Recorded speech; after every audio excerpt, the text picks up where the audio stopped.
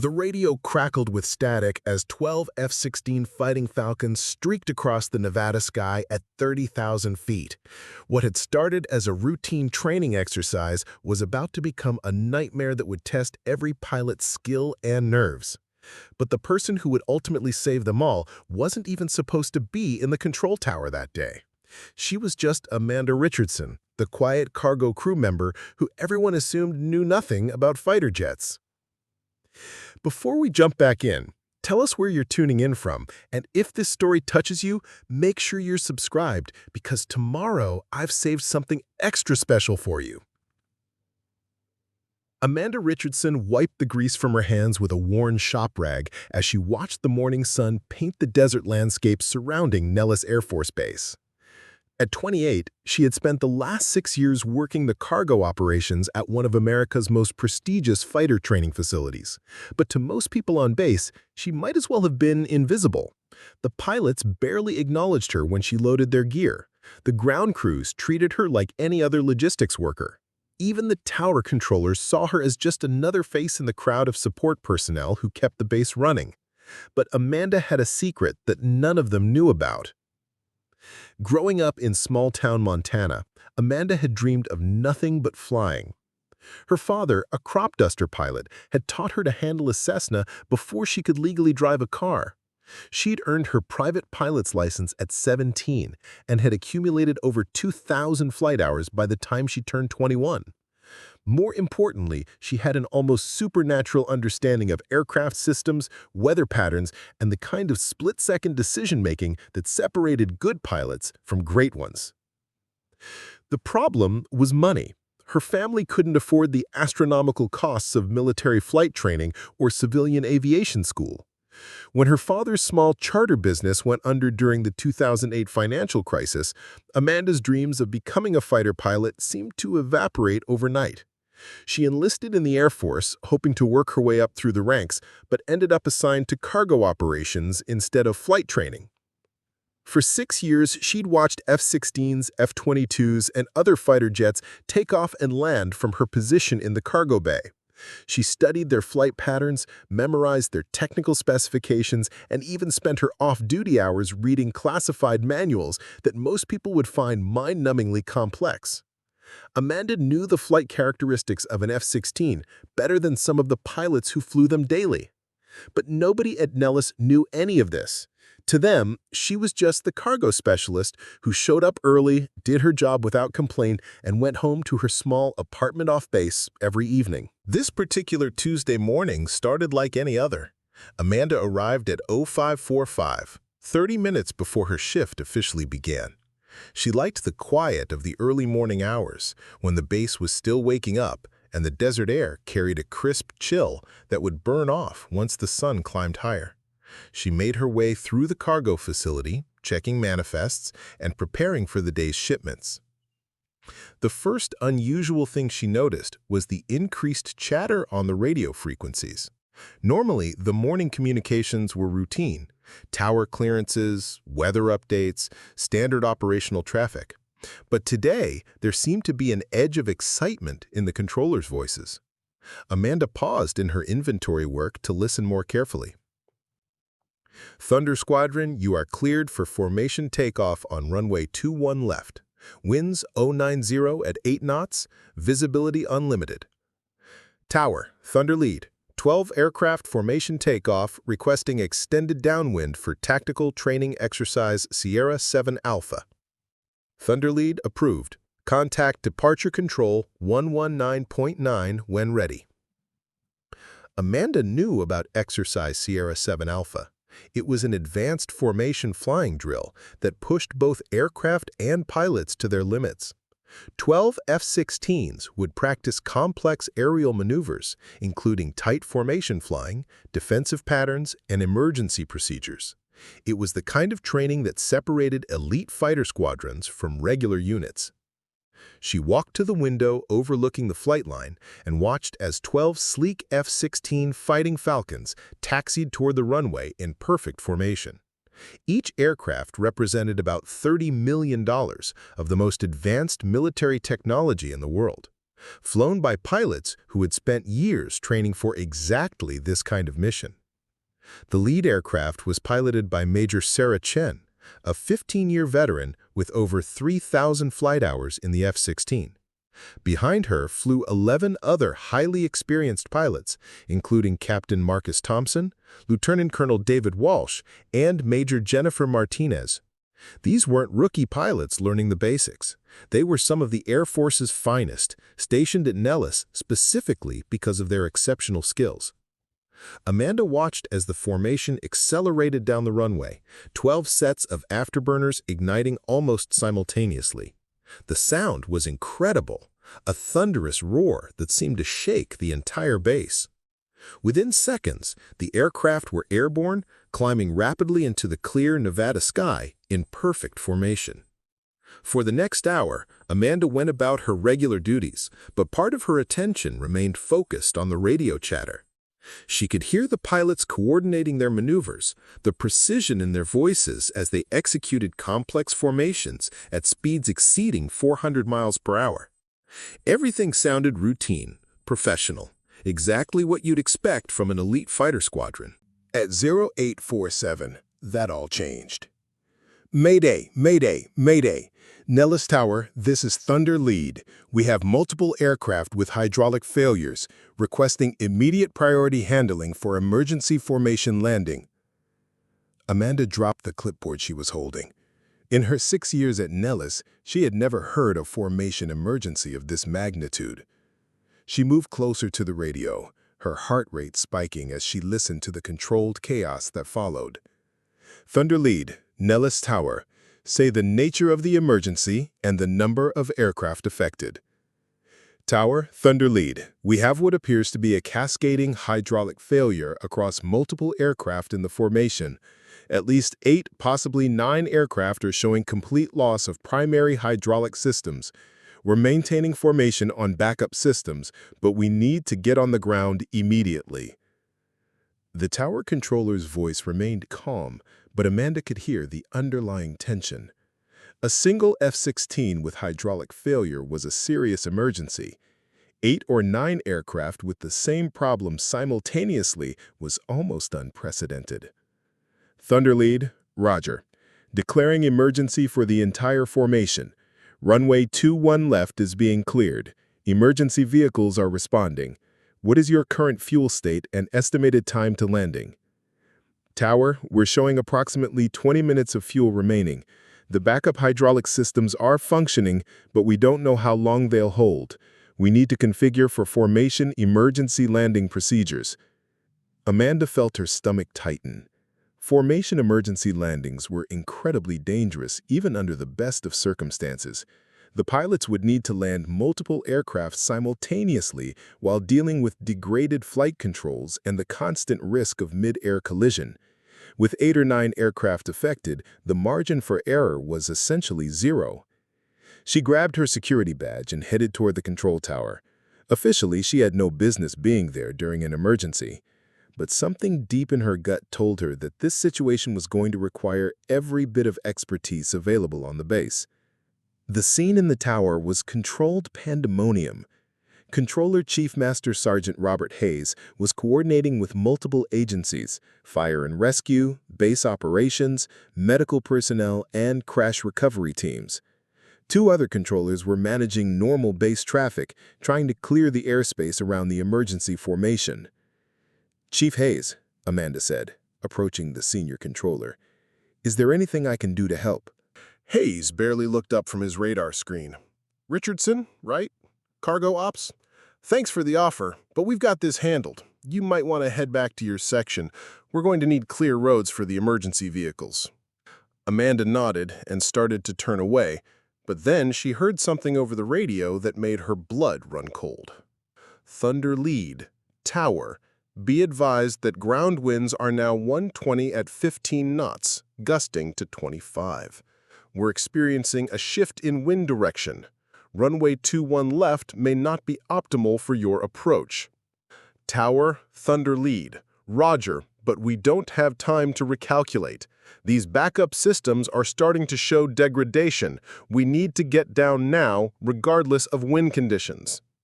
Amanda knew immediately that this was about to become a disaster. She had studied enough F-16 emergency procedures to know that landing a formation of aircraft with hydraulic failures in shifting crosswinds was a recipe for catastrophe. The backup flight control systems weren't designed to handle that kind of stress, especially with multiple aircraft trying to land simultaneously. She also knew something that the pilots probably didn't have time to calculate in their current crisis. Runway 03 right would actually provide a much better approach angle given the current wind conditions and the specific hydraulic systems that had failed. But switching runways would require precise timing and coordination that might be impossible given their fuel state. "Chief Hayes," Amanda said, stepping back toward the radar console, "I think I might have some information that could help." This time, Hayes looked up, irritation clear in his expression. "Richardson, I appreciate the offer, but we've got trained controllers handling this. We don't need—" His words were cut off by another transmission from the formation leader. "Tower, Thunder lead. We're getting caution lights on the backup hydraulic systems now. I'm not sure these aircraft are going to be controllable for much longer. We need to start our approach immediately." Amanda knew immediately that this was about to become a disaster. She had studied enough F-16 emergency procedures to know that landing a formation of aircraft with hydraulic failures in shifting crosswinds was a recipe for catastrophe. The backup flight control systems weren't designed to handle that kind of stress, especially with multiple aircraft trying to land simultaneously.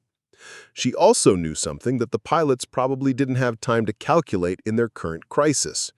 Runway 03 right would actually provide a much better approach angle given the current wind conditions and the specific hydraulic systems that had failed. But switching runways would require precise timing and coordination that might be impossible given their fuel state. Preparing and narrating this story took us a lot of time, so if you are enjoying it, subscribe to our channel. It means a lot to us. Now back to the story. "You've got 15 seconds, Hayes said finally. Make it count." Amanda pointed to the weather display showing real-time wind conditions. The shifting winds are creating a crosswind component that the degraded flight controls can't handle effectively. But if they approach on runway 03 right instead, they'll have a direct headwind that will actually help stabilize the aircraft during landing. The problem is timing. They'll need to execute a formation turn while managing failed systems, and they'll only get one chance. Hayes looked at the weather data, then at the radar screen showing the formation of F-16s circling at 15,000 feet, burning precious fuel with every passing minute. Amanda could see him processing the information, weighing the risks of following advice from a cargo crew member against the increasing likelihood of losing multiple aircraft and pilots. "Thunder lead, Nellis Tower. We're showing red lights on hydraulic system Bravo now. Whatever we're going to do, we need to do it in the next 5 minutes." Amanda felt the weight of 12 lives hanging in the balance. She knew she was right about the runway selection and the approach procedures. She had spent countless hours studying emergency protocols and understanding the technical systems of the F-16. But she was also acutely aware that she was just a cargo specialist who wasn't supposed to be in the tower during an emergency. Hayes made his decision. "Richardson, if you're wrong about this, a lot of good people are going to die. Are you absolutely certain about your assessment?" Amanda looked directly into his eyes, drawing on 6 years of suppressed knowledge and a lifetime of aviation passion that most people on the base had never suspected she possessed. "Chief, I'm more certain about this than anything I've ever said in my life." Hayes grabbed his headset and keyed the microphone without taking his eyes off Amanda. The next few seconds would determine whether he was making the right call or committing the worst mistake of his 23-year Air Force career. "Thunder lead, Nellis Tower. We're going to vector you for approach on runway 03 right instead of 21 left. The wind conditions will be more favorable for your hydraulic situation." The response came immediately, and Amanda could hear the confusion in Major Chen's voice. "Tower, say again, we're already configured for the 21 left approach. Switching runways at this point will cost us fuel and time we don't have." Amanda stepped closer to Hayes' console. "Tell her about the control authority issue," she whispered urgently. The backup hydraulic systems can't compensate for crosswind correction inputs. They'll lose aircraft on final approach. Hayes nodded grimly and keyed the microphone again. Thunder Lead, be advised that your current backup hydraulic configuration will not provide adequate control authority for crosswind correction. Runway 03 right will give you a direct headwind component that will reduce control inputs required for landing. There was a pause that seemed to stretch forever. Amanda could picture Major Chen processing this information while simultaneously managing 11 other aircraft in formation, all dealing with the same potentially catastrophic system failures. Tower, Thunder Lead, who is providing this technical analysis? My flight engineer is telling me to stick with 2-1 left. Amanda felt her heart sink. She had expected skepticism, but hearing it directly from the formation leader made the situation feel even more desperate. Hayes looked at her questioningly, clearly wondering if he should reveal the source of the recommendation. "Tell her the truth," Amanda said quietly. "She deserves to know who's making suggestions that could save or kill her people." Hayes took a deep breath. "Thunder Lead, the recommendation is coming from Senior Airman Amanda Richardson, Cargo Operations. She has extensive knowledge of F-16 hydraulic systems and emergency procedures." The silence that followed was deafening. Amanda could picture the reaction in 12 cockpits: confusion, disbelief, probably anger that critical flight decisions were being influenced by someone they'd never heard of from cargo ops. But when Major Chen's voice came back over the radio, it was calm and professional. "Tower, Thunder Lead, I need specifics. What exactly is the concern with our current approach plan?" Amanda reached for Hayes' headset, and after a moment's hesitation, he handed it to her. Her mouth was dry, but her voice was steady as she keyed the microphone. "Thunder Lead, this is Richardson.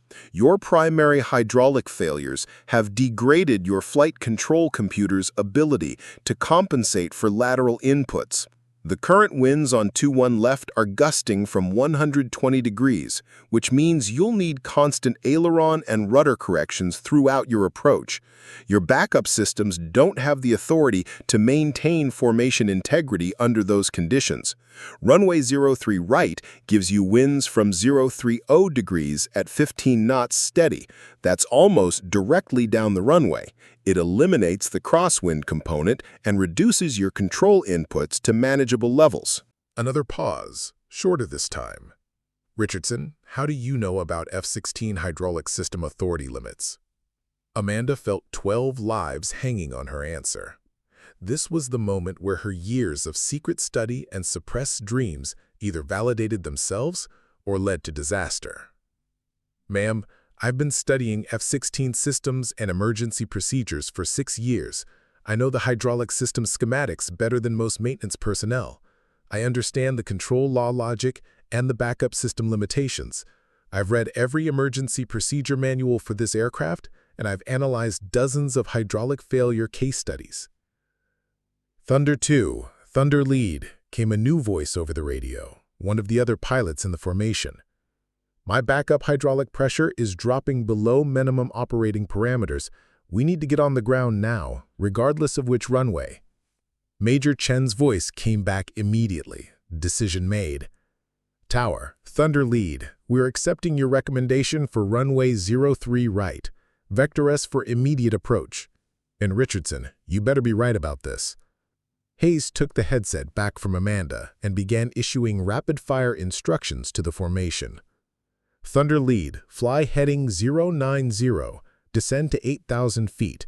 Contact approach control 118.3 for vectors to final approach course runway 03 right. Thunder Lead, turning 030, descending to 6,000. Amanda positioned herself where she could see both the radar display and the view of the runway. The emergency vehicles were already repositioning themselves for the new runway. Fire trucks, ambulances, and crash recovery equipment moving with practiced efficiency. Red lights flashed across the base as the emergency alert system activated. Thunder lead, approach. You're 10 miles from touchdown. Begin descent to 4,000 feet. Reduce speed to approach configuration when able. Approach, Thunder lead. We're having difficulty maintaining formation integrity during configuration changes. The backup flight controls are becoming increasingly sluggish. Amanda felt her stomach tighten. This was exactly what she had feared might happen. As the pilots reduced power and extended landing gear and flaps, the degraded hydraulic systems would have even less authority to maintain precise control. Approach, Thunder 6, came another pilot's voice, tension clearly evident. I'm getting intermittent stick responses. The aircraft is becoming very difficult to control. Major Chen's voice cut through the growing concern. All Thunder aircraft, this is lead. Maintain formation discipline. We're going to bring everyone home. Thunder 6, can you maintain your current position? Thunder lead, 6, I'm working on the problem, but I'm not sure how much longer I can hold the formation position. Amanda moved closer to Master Sergeant Parker's console. Sergeant Parker, they need to consider splitting the formation. The pilots who still have adequate control authority should land first, then the more severely damaged aircraft can attempt individual approaches. Parker looked at her skeptically. Richardson, formation landings are what these pilots train for. Breaking formation now could make things worse. Normally, yes, but with degraded hydraulic systems, maintaining formation actually increases the workload on the flight controls.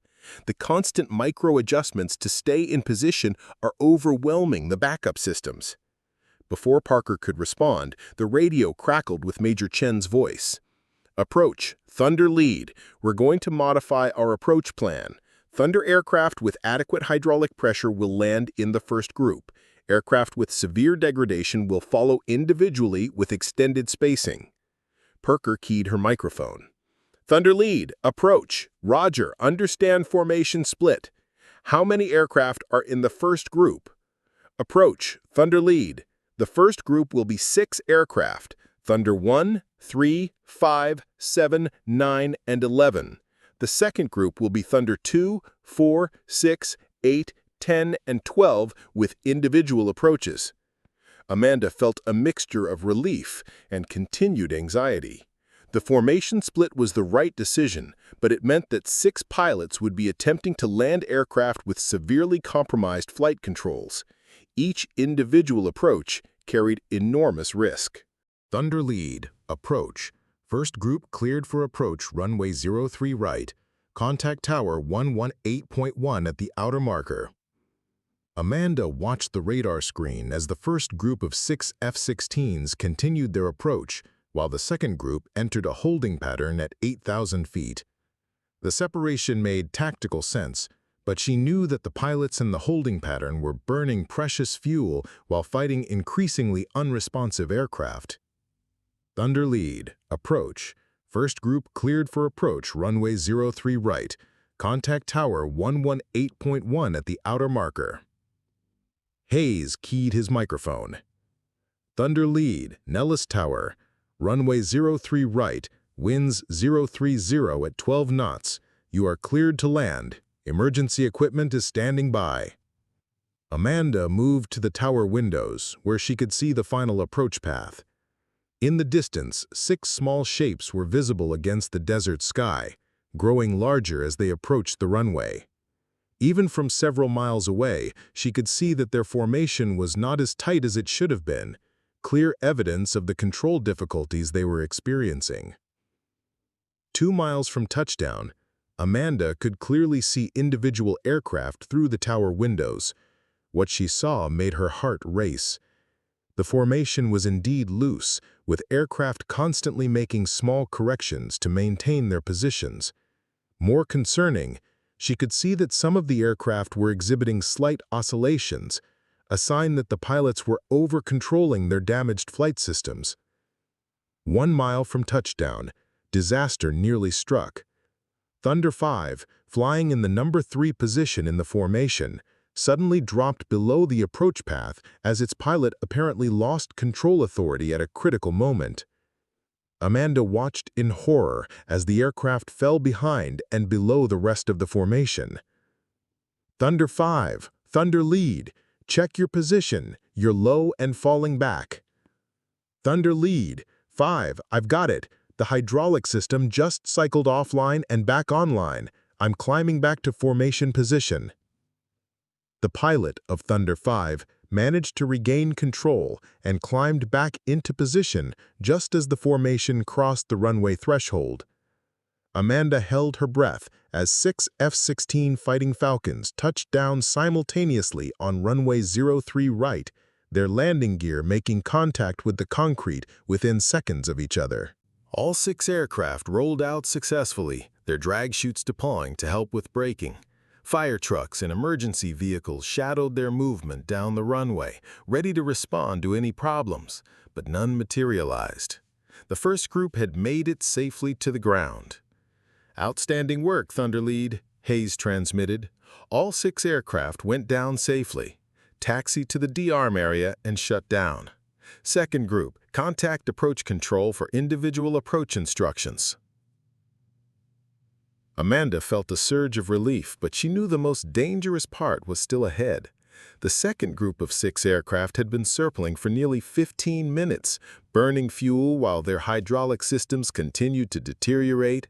Each individual approach would be a test of pilot skill under the most challenging conditions imaginable. Thunder 2, approach. You're number 1 for individual approach. Turn left heading 360. Descend to 4,000 feet. Approach Thunder 2, turning 360, descending to 4,000. Be advised that my flight controls are becoming increasingly unresponsive. I may need a crash and rescue standing by. Amanda moved back to the radar console where she could monitor each approach. Thunder 2 was piloted by Captain Marcus Thompson, a pilot with over 1,800 hours in the F-16. If anyone could handle a single-engine approach with degraded flight controls, it would be him. But as she watched his approach develop on radar, Amanda could see subtle signs that all was not well. The aircraft's ground track was slightly erratic, with small course corrections that suggested the pilot was having difficulty maintaining precise control. Thunder 2, approach. You're slightly right of course. Turn left heading 355. Approach, Thunder 2. Turning left 355, but the aircraft is sluggish in responding to control inputs. 3 miles from touchdown, Amanda made another crucial observation. The wind conditions were beginning to shift again, just as weather forecasters had predicted. What had been a steady 12-knot headwind was now showing gusts up to 18 knots, with slight variations in direction. "Sergeant Parker," Amanda said urgently, "the wind is starting to shift. We need to update the pilots about the changing conditions before they get too close to the runway." Parker checked the latest weather data and immediately keyed a microphone. "Thunder 2, approach. Be advised winds now 040 at 15, gusting 20. Recommend approach airspeed plus 10 knots for gust compensation." Thunder 2, roger. Adding 10 knots.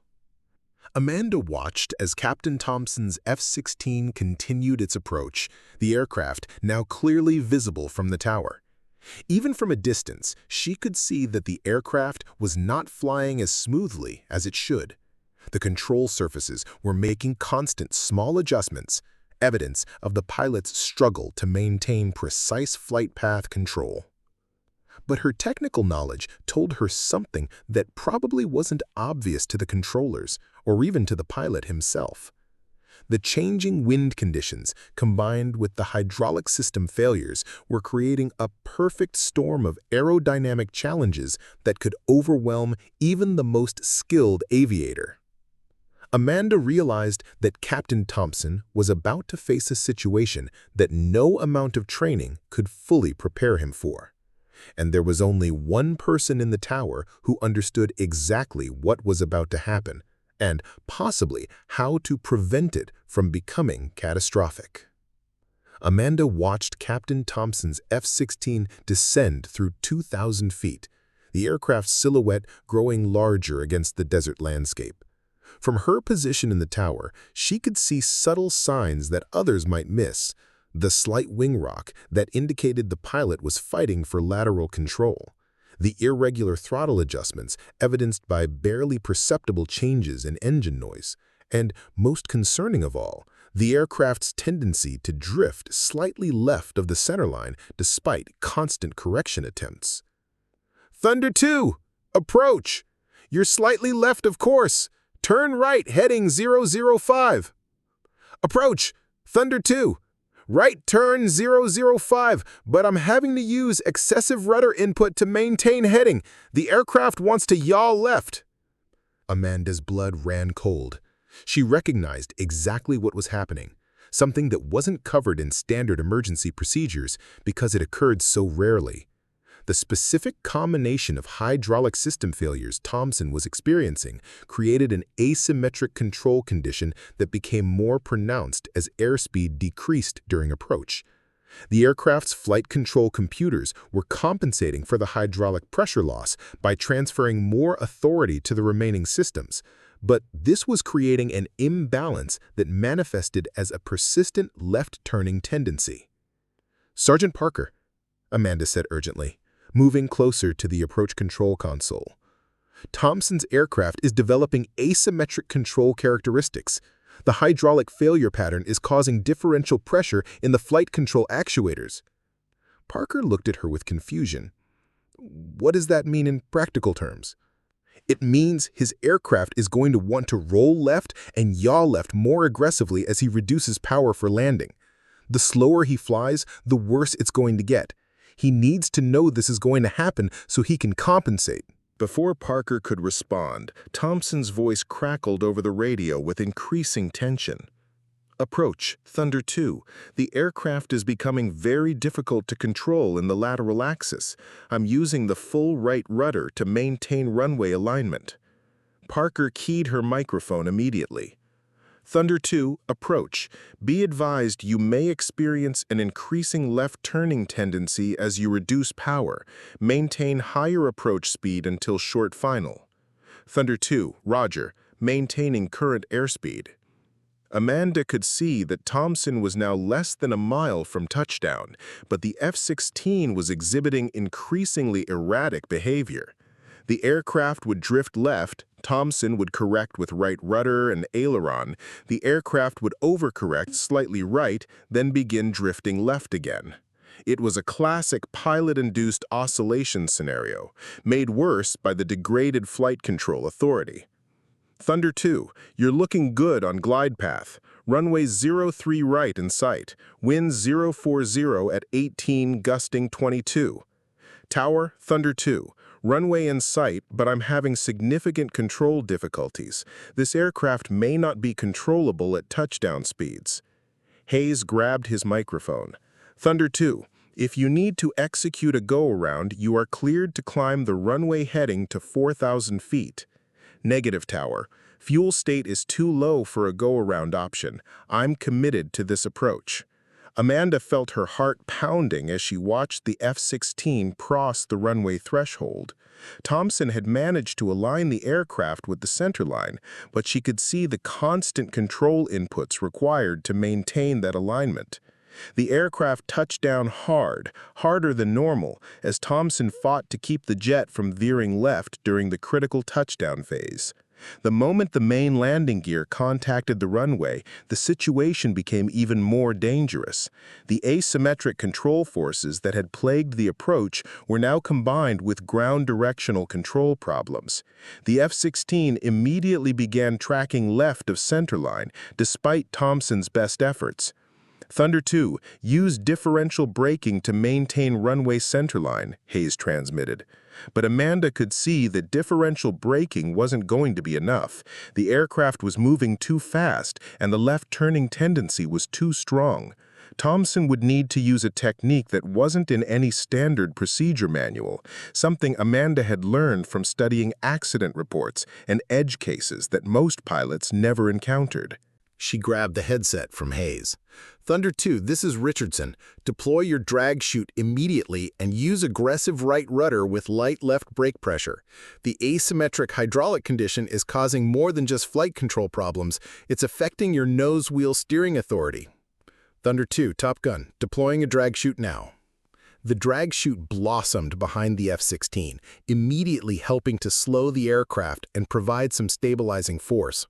Combined with Thompson's control inputs, it was enough to keep the jet on the runway, though just barely. The aircraft rolled out successfully and turned off onto the taxiway. "Thunder 2, nice work," Hayes transmitted. "Taxi to the D-arm area and shut down. Thunder 4, contact approach for your individual approach." Amanda handed the headset back to Hayes, but her relief was short-lived.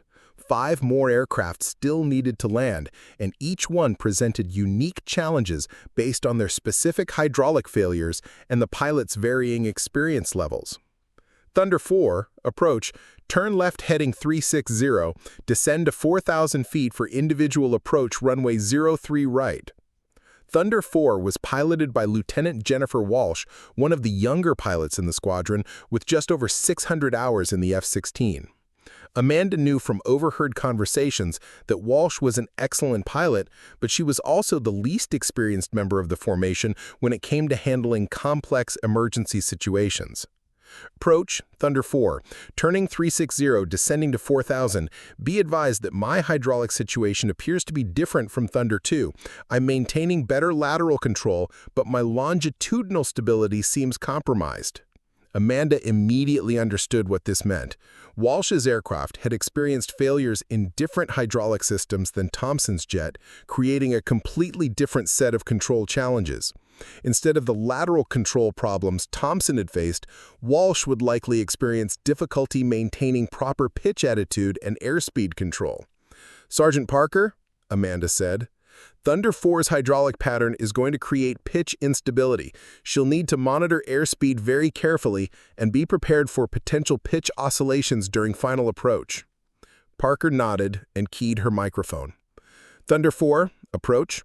Monitor your airspeed closely during approach. You may experience pitch sensitivity due to your hydraulic configuration." "Thunder 4, roger. I'm already noticing some pitch sensitivity during descent." Amanda moved back to the tower windows where she could observe Walsh's approach visually.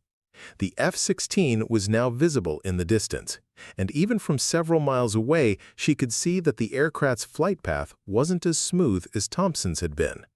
The jet seemed to be making constant small altitude adjustments, climbing slightly, then descending, then climbing again. "Thunder 4, approach. You appear to be having altitude deviations. Check your vertical speed and power settings." "Approach, Thunder 4. I'm working the power constantly. The aircraft seems to want to pitch up and down on its own." This was exactly what Amanda had feared. Walsh's hydraulic failure pattern had degraded the aircraft's natural pitch stability, requiring constant pilot inputs to maintain steady flight. During a normal approach, this would be manageable, but with the stress of an emergency landing and degraded systems, it could quickly become overwhelming. "Thunder 4, 3 miles from touchdown. Reduce to approach airspeed and configure for landing." As Walsh reduced power and extended her landing gear and flaps, the pitch instability became even more pronounced. Amanda could see the aircraft climbing and descending through its desired flight path as the pilot struggled to find the right power setting and control inputs to maintain stable approach conditions. "Thunder 4, you're high on glide path. Reduce power and descend to the proper approach angle."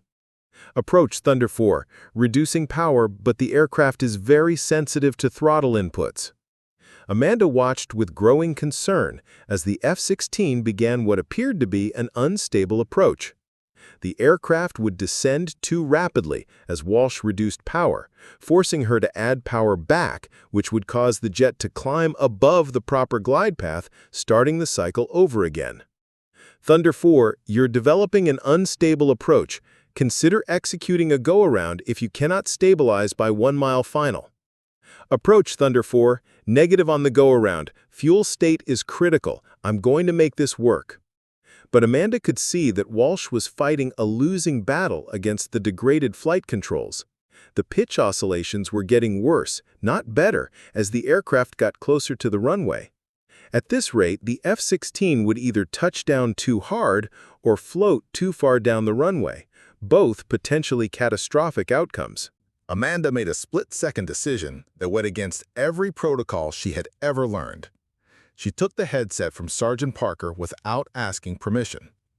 Thunder 4, this is Richardson again. I need you to try a technique that's not in the book. Instead of trying to control pitch with elevator inputs, use power changes to control your descent rate and accept wider airspeed variations. Your hydraulic failure is affecting elevator authority more than throttle response. There was a pause before Walsh responded, and Amanda could hear the stress in her voice. Richardson, Thunder 4, that goes against everything I've been trained to do on approach. I know it does, but your aircraft's specific failure pattern means normal techniques won't work.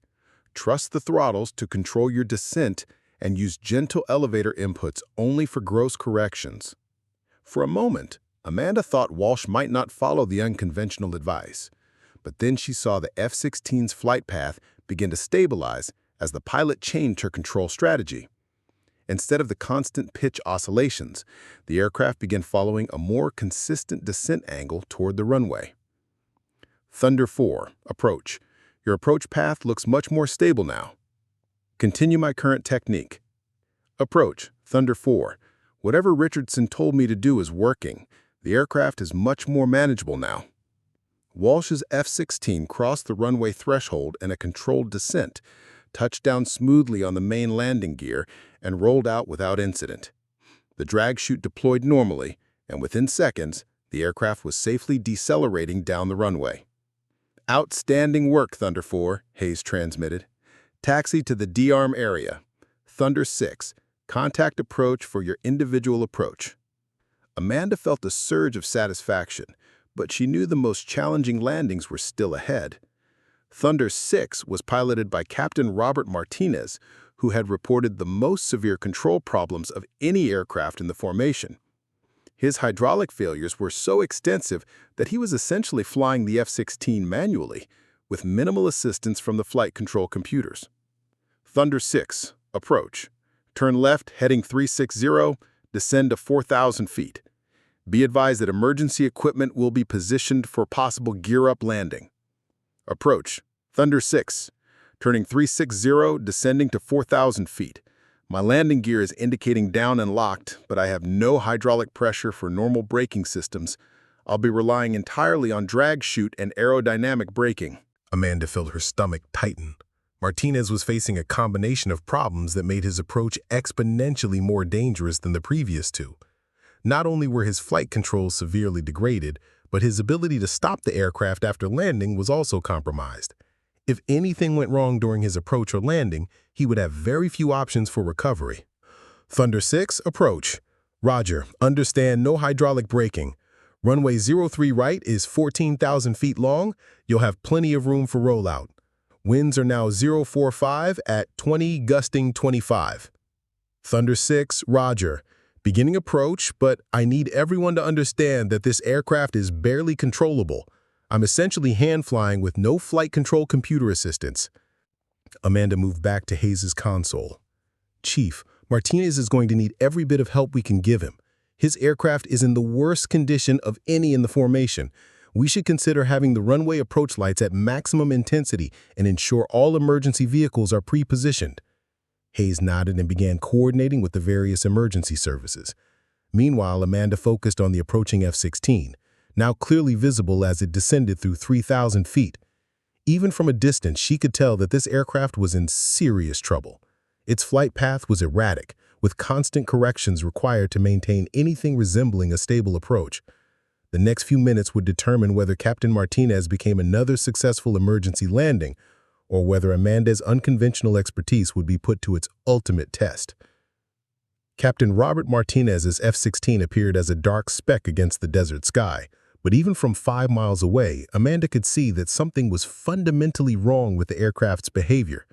Unlike the previous approaches where the jets had maintained relatively stable flight paths despite their control difficulties, Martinez's aircraft seemed to be fighting him at every moment. Thunder 6, approach. You are currently 5 miles southwest. Turn right heading 030 for the final approach course. Approach, Thunder 6. Attempting a right turn to 030, but the aircraft is not responding normally to control inputs.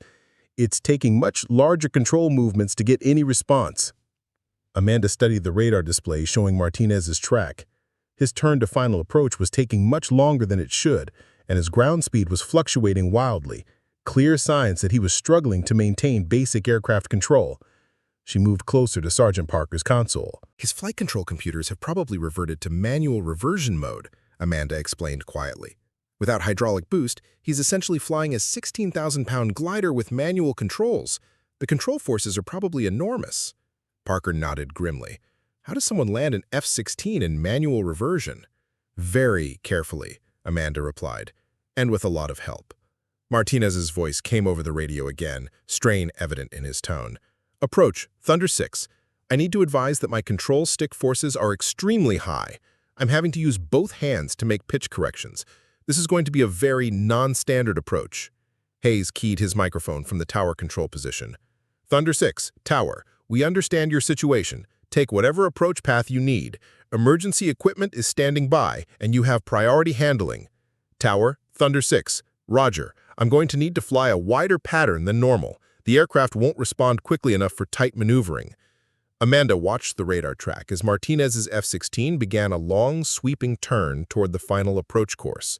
What should have been a crisp, military precision approach was instead becoming a gentle arc that covered twice the normal distance. But she understood why. With manual flight controls, any rapid maneuvering could easily overwhelm the pilot's ability to maintain control.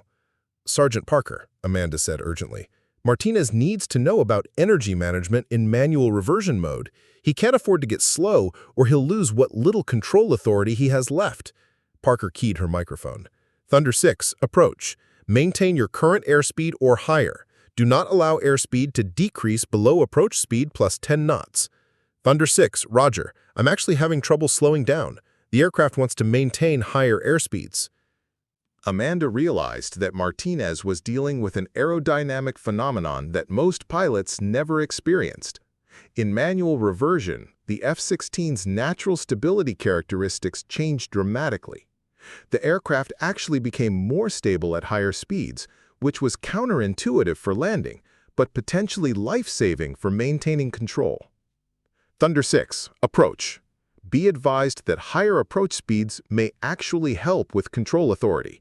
Don't force the aircraft to slow down if it's stable at current airspeed. Approach, Thunder 6, copy. The aircraft does feel more controllable at higher speeds, but that's going to mean a very long landing roll. Amanda moved to Hayes' position at the tower console. Chief, Martinez is going to touch down fast and need every foot of runway. We should alert the emergency crews that he might roll significantly farther than normal. Hayes nodded and began coordinating with the fire and rescue teams positioned along the runway. Meanwhile, Martinez's F-16 continued its approach, now clearly visible from the tower as it descended through 2,000 feet. Amanda could see that the aircraft's attitude was slightly nose-high compared to a normal approach, another indication that the pilot was fighting heavy control forces. Thunder 6, you're 2 miles from touchdown. Runway 03 right in sight, winds 055 at 25 gusting 30. Tower, Thunder 6, runway in sight. I need to advise that I'm going to touch down faster than normal and will need the full length of the runway for rollout. Thunder 6, Roger. You have 14,000 feet of runway available. Emergency equipment is positioned for a long rollout. As Martinez's F-16 approached the runway threshold, Amanda could see the pilot struggle in the aircraft's behavior. The jet was stable, but it was clearly taking enormous effort to maintain that stability. The approach path was slightly steeper than normal, and the airspeed was at least 20 knots faster than standard landing speed. Thunder 6, you're looking good. Continue the current approach. But just as the aircraft crossed the runway threshold, disaster nearly struck. A gust of wind caught the F-16 from the left side, and without hydraulic assistance, Martinez couldn't react quickly enough to compensate. The aircraft rolled nearly 15 degrees to the right before he could apply enough control force to level the wings. Thunder 6, wings level, wings level. Tower, Thunder 6, I've got it, but that was close. The F-16 touched down hard on the right main landing gear first, then slammed down on the left gear as Martinez fought to level the aircraft. The touchdown was anything but graceful, but the jet was on the runway and rolling. However, Amanda immediately saw another problem developing. Thunder 6, you're tracking right of center line. Use the rudder to maintain runway alignment. Tower, Thunder 6, I'm using the full left rudder, but the aircraft is still tracking right. Amanda grabbed the microphone from Hayes. Thunder 6, this is Richardson. Your nose wheel steering is probably compromised due to the hydraulic failures. Use differential power if you have to. Reduce power on the right engine slightly to help with directional control. Richardson, Thunder 6, the F-16 only has one engine. Amanda felt her face flush with embarrassment. In her stress and adrenaline, she had momentarily confused aircraft systems. The F-16 was indeed a single-engine fighter, but she quickly recovered with an alternative solution. Thunder 6, sorry, single engine. Use your rudder in short, sharp inputs rather than sustained pressure. The manual reversion system will respond better to decisive inputs than constant pressure. Thunder 6, roger. Trying short rudder inputs now. The technique worked. Martinez was able to regain directional control and keep the aircraft on the runway centerline. His landing roll continued for nearly 8,000 feet before the F-16 finally slowed enough for him to safely turn off onto a taxiway. Outstanding work, Thunder 6. That was some of the finest flying I've ever seen. Taxi to the D-arm area and shut down. Tower, Thunder 6. Thanks for all the help, especially from Richardson. That advice about control inputs probably saved the aircraft. Amanda felt a wave of relief, but she knew 3 more aircraft still needed to land. Thunder 8, 10, and 12 were still circling overhead, each with their own unique combination of hydraulic failures and control problems. Thunder 8, approach. Contact for individual approach runway 03 right. Thunder 8 was piloted by Major Deanna Foster, a pilot with over 2,200 hours in the F-16 and extensive experience in both combat and training operations. If anyone could handle a complex emergency approach, it would be Foster. But Amanda knew that experience alone might not be enough to overcome the specific technical challenges each aircraft was facing. Approach, Thunder 8, beginning approach, but I need to advise that my situation is different from the previous aircraft. I'm maintaining flight control authority, but my hydraulic gauges are showing erratic readings. I'm not sure what systems are actually functioning. This presented a new type of challenge. Instead of knowing exactly what was wrong with the aircraft, Foster was dealing with uncertainty about which systems were reliable. In some ways, this was more dangerous than complete system failure, because it made it impossible to predict how the aircraft would behave. Thunder 8 approach. Roger, understand erratic hydraulic indications. How are your flight controls responding? Approach, Thunder 8. Flight controls feel normal right now, but I'm getting intermittent warning lights on my caution panel. The aircraft seems fine one moment and shows multiple failures the next. Amanda immediately understood the implications. Foster's aircraft was experiencing what technicians called intermittent failures, system problems that came and went unpredictably. This was often more dangerous than complete system failure because it made it impossible to predict how the aircraft would behave. Sergeant Parker, Amanda said, Foster needs to be prepared for sudden changes in aircraft behavior. Intermittent failures can cause control authority to disappear without warning. Sergeant Parker keyed her microphone. Thunder 8 approach. Be prepared for potential sudden changes in control response. If you experience any significant control problems, advise immediately. Thunder 8, roger. I'm already planning for that possibility. Amanda watched Foster's approach develop on radar. Unlike the previous aircraft, Thunder 8 was maintaining a stable, professional approach path. The airspeed was consistent, the descent rate was appropriate, and the track was aligned with the runway centerline. For a moment, it seemed like this might be the smoothest landing of the entire emergency. But Amanda's technical knowledge told her that intermittent failures were often triggered by specific flight conditions. The combination of configuration changes, power reductions, and the physical stress of landing could cause marginal systems to fail at the worst possible moment. Thunder 8, 3 miles from touchdown. Configure for landing when ready. Approach Thunder 8. Configure now. Gear coming down, flaps extending. As Foster began extending her landing gear and flaps, Amanda held her breath. This was often when intermittent hydraulic problems manifested themselves, as the increased system demands exposed weaknesses that weren't apparent during normal flight. Thunder 8, approach. Your gear appears down and locked. Continue to approach. Approach Thunder 8. Gear shows down and locked. Flaps are set. Everything looks normal so far. Foster's F-16 continued its approach, looking for all the world like a routine training flight. The aircraft was stable, the pilot's radio calls were calm and professional, and the approach parameters were well within normal limits. But Amanda couldn't shake the feeling that something was about to go wrong. Thunder 8, 2 miles from touchdown. Winds 060 at 24, gusting 32. Thunder 8, Roger. Winds noted. Everything still looks good here. 1 mile from touchdown. Amanda's fears proved justified.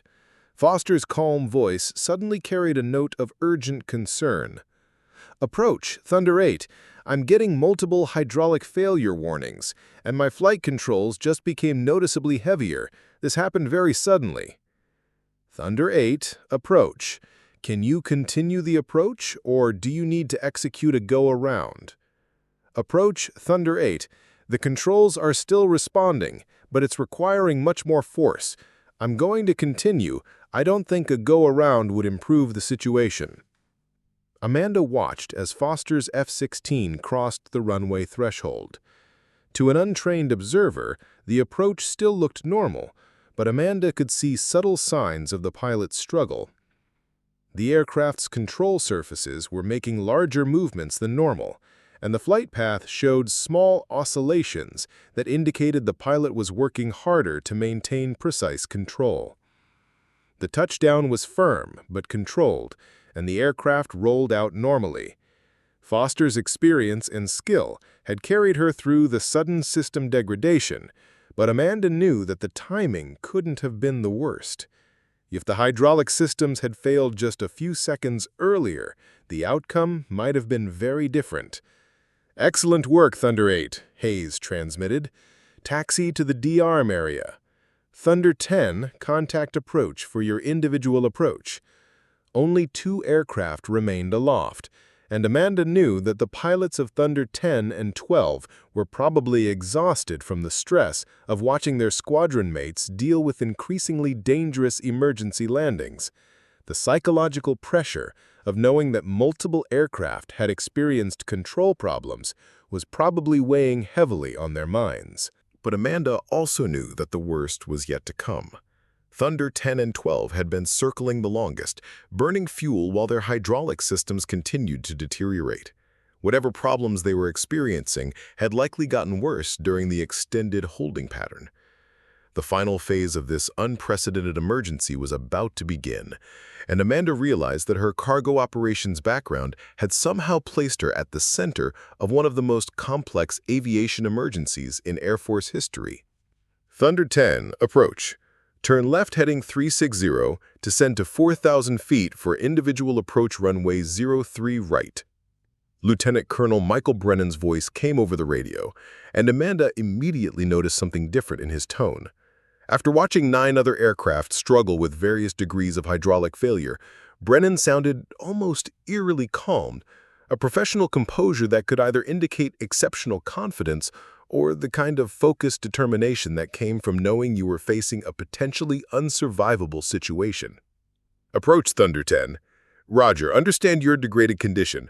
Are you able to maintain a stable flight at this time? Approach, Thunder 10. Affirmative, but it requires constant attention. I cannot take my hands off the controls for even a second. The aircraft wants to roll left and pitch down without constant correction.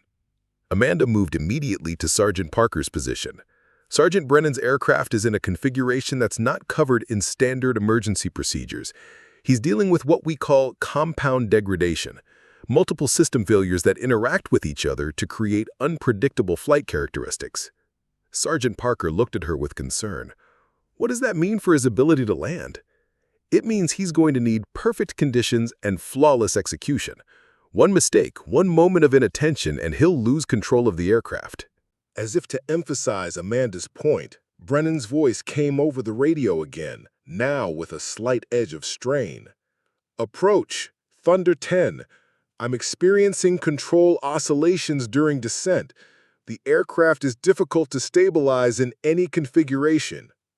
Amanda could see Thunder 10 on the radar display, and the aircraft's track confirmed what Brennan was reporting. Instead of the smooth, consistent path that would indicate stable flight, his radar signature showed small but frequent course corrections, evidence that he was constantly fighting to maintain control. Thunder 10, approach. Would you prefer vectors for a longer final approach to give you more time to stabilize? Thunder 10, negative. The longer I'm airborne, the worse these systems are going to get. I need to get on the ground as quickly as possible while I still have some control authority. Amanda understood the logic, but she also knew that rushing an approach with severely degraded controls could be catastrophic. She grabbed the headset from Parker. Thunder 10, this is Richardson from the tower. I need you to understand something about your specific failure pattern. The combination of System Alpha loss and System Bravo degradation means your aircraft's natural stability has been compromised. The oscillations you're experiencing will get worse as you slow down for landing. Richardson, Thunder 10, I copy that the oscillations will increase. What's your recommendation? Amanda took a deep breath, knowing that her next words could determine whether Lieutenant Colonel Brennan lived or died. Sir, you need to maintain higher than normal approach speeds to preserve what control authority you have left. Don't try to slow down to normal landing speeds until you're absolutely committed to touchdown. Thunder 10, Roger, maintaining higher speeds until final approach. As Brennan's F-16 turned onto final approach, Amanda could see the aircraft through the tower windows.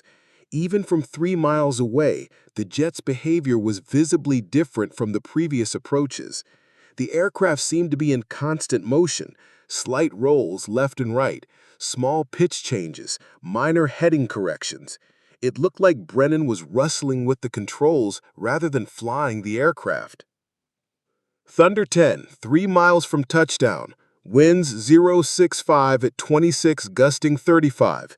Emergency equipment is positioned for your approach. Thunder 10, Roger. I can see the runway, but I need to advise that the wind gusts are causing significant control problems. Each gust requires major control inputs to maintain stability. Amanda watched with growing alarm as the F-16 continued its approach. The gusty crosswind conditions were exactly what Brennan's damaged aircraft couldn't handle. Each wind gust forced him to make large control corrections, and with his degraded hydraulic systems, those corrections were slow to take effect and difficult to modulate.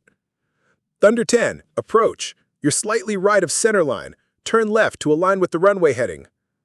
Approach, Thunder 10. Attempting left turn, but the aircraft is not responding normally. It's taking much larger control inputs than expected. Amanda could see the problem developing. Brennan was over-controlling the aircraft because his degraded systems weren't providing the response he expected. Each correction was too large, causing the aircraft to overcorrect in the opposite direction, which then required another large correction. It was a classic pilot-induced oscillation scenario, made infinitely worse by the hydraulic failures. Sergeant Parker, Amanda said urgently, Brennan needs to know about energy management with compound hydraulic failures. He's fighting the aircraft instead of working with it. Amanda took the microphone again. Thunder 10, Richardson, you're working too hard against the aircraft. With your specific failures, you need to use energy management rather than constant control inputs. Let the aircraft stabilize itself in small increments rather than forcing it into perfect alignment. Richardson, Thunder 10, I'm not sure I understand what you mean. Sir, instead of trying to maintain perfect runway alignment with constant corrections, accept small deviations and make gradual adjustments. Your systems can't handle rapid input changes, but they can manage slow, steady corrections. For a moment, Amanda thought Brennan might not follow her advice. The natural pilot instinct was to maintain precise flight parameters, especially during an emergency approach. But then she saw the F-16's flight path begin to smooth out as Brennan changed his control strategy. Thunder 10, approach. Your flight path looks much more stable now. Continue the current technique to touchdown. Approach, Thunder 10. Whatever Richardson told me to do is working. The aircraft is easier to control now. Brennan's F-16 crossed the runway threshold in a much more controlled manner than his approach had suggested would be possible. The touchdown was firm but safe, and the aircraft rolled out normally despite the continued control difficulties. Outstanding work, Thunder 10, Hayes transmitted. That was exceptional flying under impossible conditions. Taxi to the D-arm area and shut down. Tower, Thunder 10, thanks for all the help, especially Richardson's advice. That energy management technique probably saved my life. Amanda felt a mixture of relief and exhausting, but she knew one aircraft remained. Thunder 12 had been circling for nearly an hour, watching 11 other jets struggle with various degrees of hydraulic failure. The psychological pressure on that final pilot must be enormous. Thunder 12, approach. Contact for your individual approach runway 03 right. Captain Sarah Mitchell's voice came over the radio, and Amanda immediately heard something that made her blood run cold. Mitchell's voice was tight with stress, but more concerning was what Amanda could hear in the background. Multiple warning tones and alerts that suggested her aircraft was in serious trouble. Approach, Thunder 12. Beginning approach, but I need to declare an emergency within an emergency. My aircraft has just experienced what appears to be a complete electrical failure in addition to the hydraulic problems. Amanda felt her heart skip a beat. An electrical failure on top of hydraulic problems meant that Mitchell was dealing with a combination of emergencies that no pilot had ever been trained to handle. Without electrical power, most of the aircraft's systems would revert to backup modes, making an already difficult situation exponentially worse. Thunder 12, approach. Roger, understands electrical emergencies in addition to hydraulic problems. What systems do you currently have operational? Approach, Thunder 12. I'm running on battery power only. My flight instruments are operating on backup power, but I've lost all navigation systems, all hydraulic system monitoring, and most of my engine instruments. I'm essentially flying by feel and basic flight instruments. Sergeant Parker looked at Amanda with barely concealed panic. Is it even possible to land an F-16 with both electrical and hydraulic failures? Amanda was quiet for a moment, running through everything she knew about F-16 systems and emergency procedures.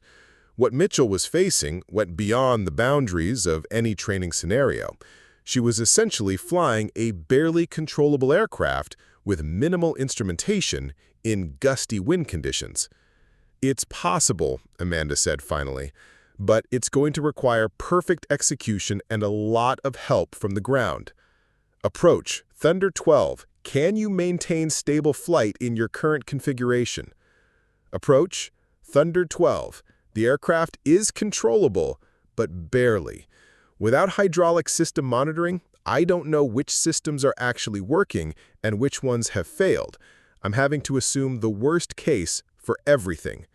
Amanda realized that Mitchell was facing the most dangerous situation of the entire emergency. Not only were her flight controls degraded, but she couldn't even monitor their status.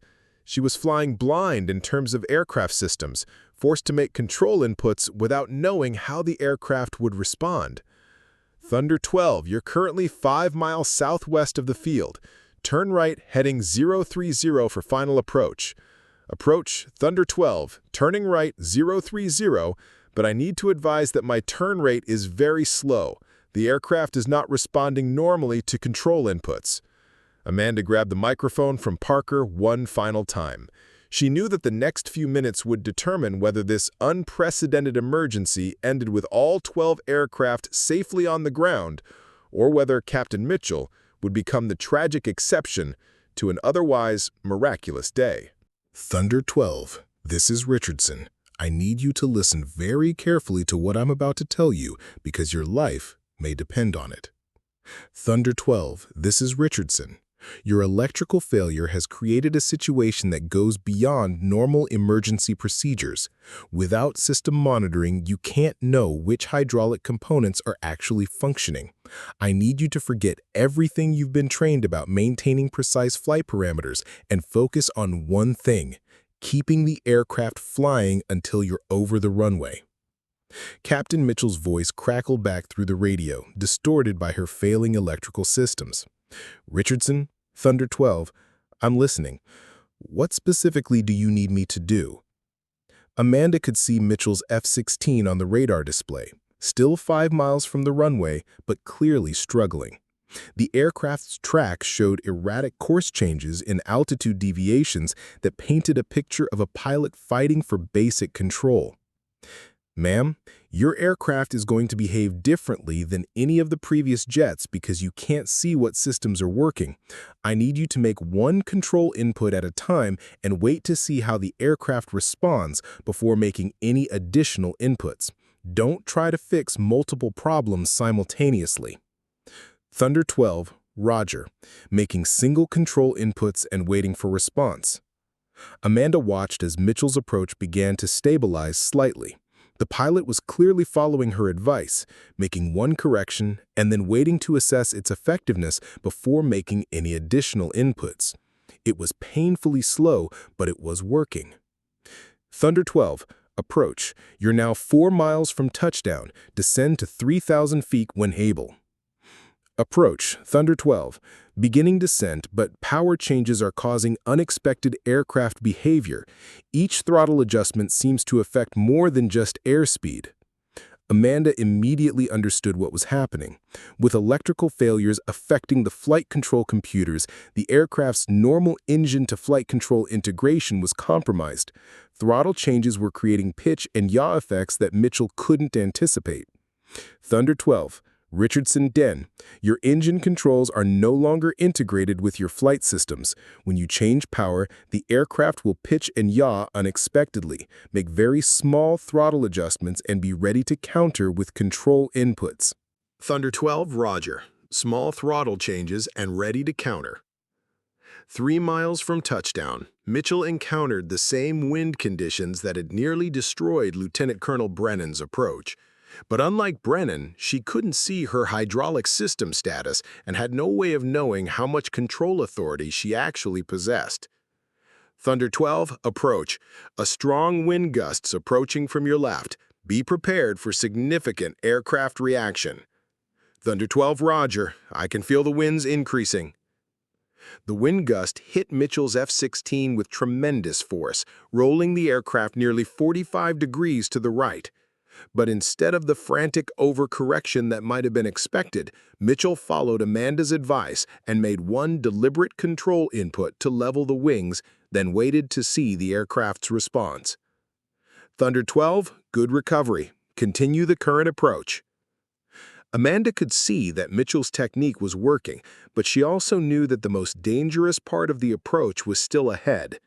The final mile to touchdown would require configuration changes, power reductions, and precise control inputs, all while dealing with systems that were barely functional. Thunder 12, 2 miles from touchdown. You'll need to configure for landing soon. Remember, one change at a time. Thunder 12, Roger. Beginning landing configuration. Gear coming down first. As Mitchell extended her landing gear, the aircraft's behavior changed dramatically. Without proper system monitoring, she couldn't know that her gear extension had affected her already compromised hydraulic systems, further reducing her control authority. Thunder 12, gear appears down and locked, but be advised your flight characteristics may have changed significantly. Approach, Thunder 12. Roger, I can feel the difference. The controls are much heavier now. Amanda realized that Mitchell was now in the same situation that had nearly overwhelmed Captain Martinez, flying in manual reversion mode without realizing it. But unlike Martinez, she didn't know what was happening to her aircraft systems. Thunder 12, Richardson, your control forces have probably increased dramatically because of your gear extension. Don't fight the heavy controls. Use them deliberately and accept that the aircraft will respond more slowly. Thunder 12, Roger, using deliberate control inputs. 1 mile from touchdown, Mitchell's F-16 looked like it was barely under control. The aircraft was maintaining an approximation of the correct flight path, but Amanda could see the enormous effort required to keep it there. Every control input was large and deliberate. Every correction took several seconds to take effect. Thunder 12, you're looking good for runway 03 right, winds 070 at 28, gusting 38. Thunder 12, Roger, I can see the runway, but this approach is going to be rough. Amanda made a decision that went against every protocol she had ever learned. She took the microphone and made a transmission that would either save Captain Mitchell's life or end both their careers. Thunder 12, this is Richardson with a final piece of advice. When you cross the runway threshold, do not try to make a perfect landing. Your only job is to get the aircraft on the ground in one piece. Accept a hard landing. Accept being off centerline. Just focus on making contact with the runway and staying on it. Thunder 12, Richardson. Understood. Get on the ground and stay there. Mitchell's F-16 crossed the runway threshold looking more like a controlled crash than a landing approach. The aircraft was low and fast. The pilot was fighting for basic control, and the wind was gusting from multiple directions. But Amanda could see that Mitchell was following her advice, focusing on the essential task of getting the aircraft on the ground rather than achieving perfect landing parameters. The touchdown was violent. The F-16 hit the runway hard, bounced once, then slammed down again with tremendous force. The aircraft immediately began tracking left of centerline, and for a terrifying moment, it looked like Mitchell might lose directional control entirely. But the pilot's skill and Amanda's advice proved decisive. Instead of fighting the aircraft's leftward drift, Mitchell used deliberate rudder inputs to gradually bring the jet back towards centerline. It took nearly 3,000 feet of runway, but she managed to regain control and bring the F-16 to a safe stop. Thunder 12, outstanding work, Hayes transmitted, his voice filled with emotion. That was the finest piece of flying I've ever witnessed. Taxi to the de-arm area and shut down. Tower, Thunder 12. I don't know how I made it, but I'm down safely. Richardson, I owe you my life. Thank you. As the last F-16 rolled to a stop, Amanda felt her legs go weak. For the past 2 hours, she had been operating on pure adrenaline and technical knowledge, but now that all 12 aircraft were safely on the ground, the enormity of what had just happened began to sink in. Chief Master Sergeant Hayes walked over to where Amanda was standing and extended his hand. Richardson, I don't know what your background is, but what you did today saved lives. Those pilots are alive because of your knowledge and quick thinking. Amanda shook his hand, still somewhat in shock. I just applied what I've been studying for 6 years, Chief. I never thought I'd actually use it. Well, you did more than use it. You mastered it. I'm recommending you for immediate evaluation for pilot training. The Air Force needs people like you in the cockpit, not just in cargo operations. As emergency crews swarmed around the 12 F-16s and pilots climbed out of their aircraft to safety, Amanda realized that her life had just changed forever.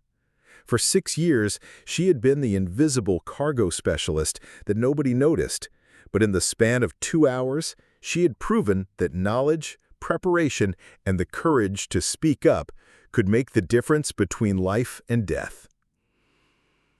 Major Sarah Chen, the formation leader, approached Amanda as she was leaving the tower. Ma'am, I wanted to thank you personally. I've been flying F-16s for 15 years, and I've never encountered anything like what happened today.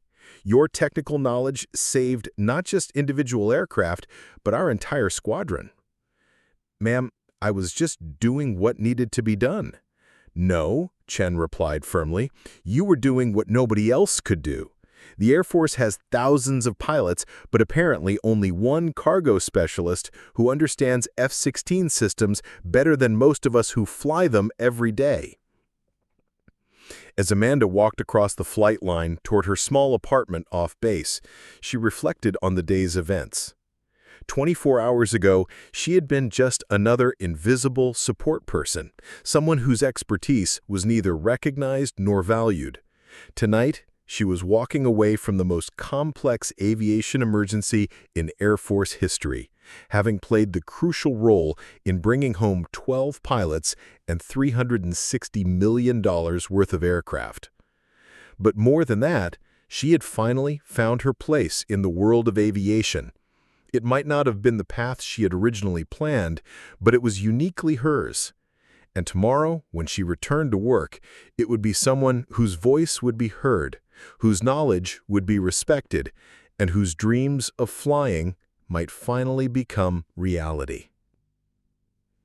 The cargo specialist who everyone assumed knew nothing about fighter jets had proven that expertise comes in many forms and that sometimes the most important knowledge comes from the most unexpected places. Up next, you've got 2 more standout stories right on your screen. If this one hits the mark, you won't want to pass these up. Just click and check them out. And don't forget to subscribe and turn on the notification bell so you don't miss any upload from us.